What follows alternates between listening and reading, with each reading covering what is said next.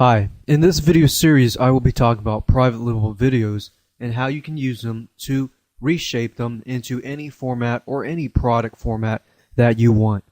So let's get started. The best thing to do when you start using private label videos to try to reshape them into a different product format is to think outside the box. First, you can brand the intros, add intro screens, and add ending screens, or even split it up so you can add it in the middle of the video. You can also add URLs to the bottom of the video. One thing that I have seen is that on YouTube, for instance, let's say that you're watching a video that is very intriguing and you want to know more about the person's product, or if they have a blog or if they have a website that you can go to and subscribe to. Now, a lot of these people, they don't have the URL stamped to the bottom of their video. And that causes problems because in the video they're usually like, come visit my site at www.somethinganother.com. Now the problem with that is that when you go there, sometimes people will not remember the URL. So we'll actually show you how to do that. We'll show you how to add audio soundtracks to the video so you can make it sound differently. You can add videos in between, extract the audio, and you can learn how to brand the video web page. So depending on the rights that you receive, there's actually many things that you can do with private label videos. With that said, let's go ahead and get started. If you're asking the question, where do I find private label videos, you can go to Google and search for private label videos. So let's go ahead and do that right now. As you can see, I have done a search on private label videos. As you can see, there are many private label sites out there.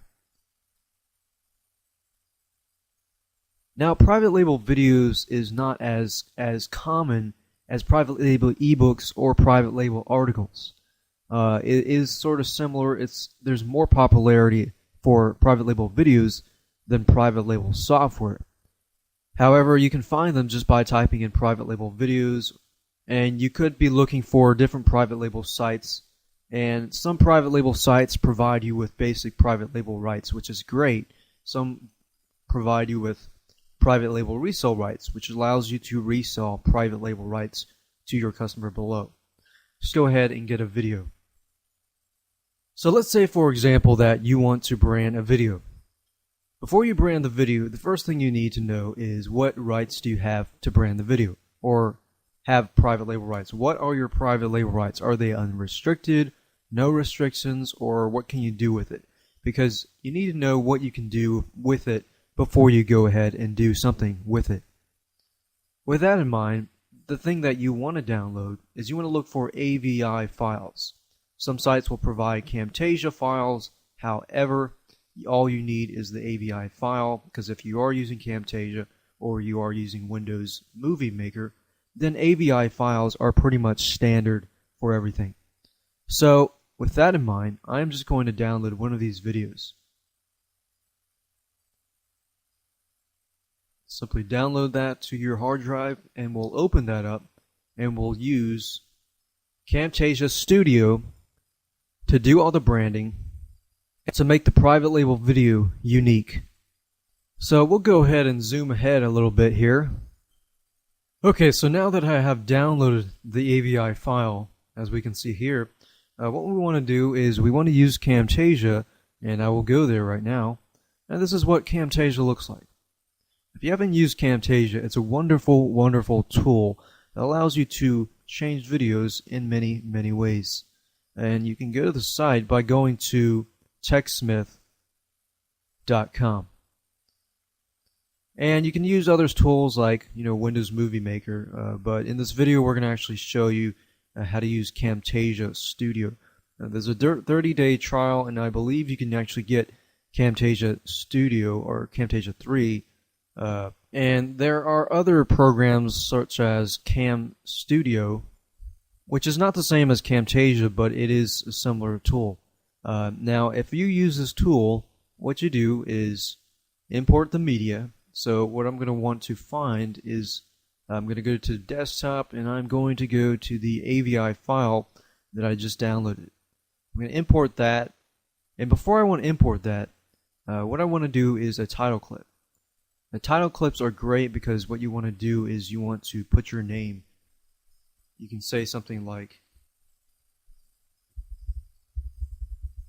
so of course that's by default the title. We can say introducing whatever, and then you can include an image. And I'm going to go find an image that relates to this AVI file.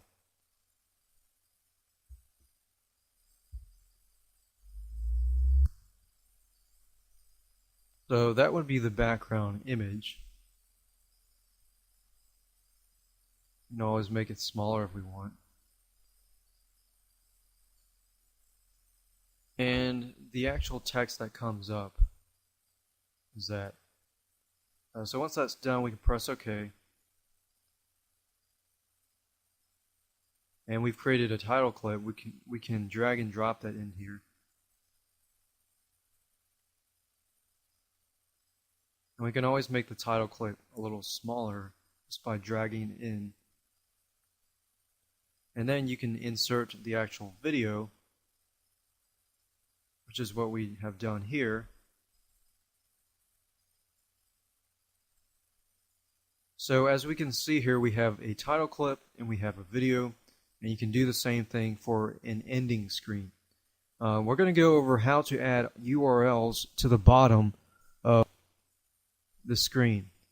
To do that, what you want to do is you want to find the location where you want it to appear, which in this case we're going to make it appear in the middle.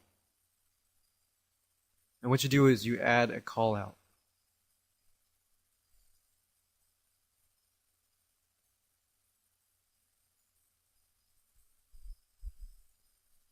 So there you go, and you can make it appear anywhere you want to. So you can resize this to make it longer and put it at the bottom.